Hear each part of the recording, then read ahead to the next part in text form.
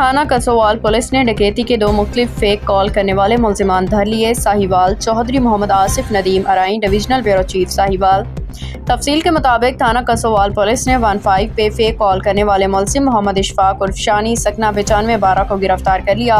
मुल्जिम ने ड्रामा रचाया कि इससे 7 लाख रुपए की डकैती हुई, जिस पे पुलिस थाना कसोवाल ने मुल्जिम से तफ्तीश और CCTV फुटेज की मदद से वक़ूअ की जांच पड़ताल की तो दौरान तफ्तीश मुल्जिम से ही पैसे बरामद हो गए।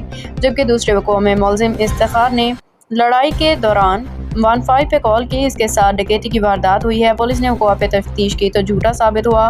पुलिस थाना कसोवाल ने टेलीग्राफ एक्ट के तहत अलग अलग मुकदमात दर्ज करके मुल्जिमान को गिरफ्तार कर लिया।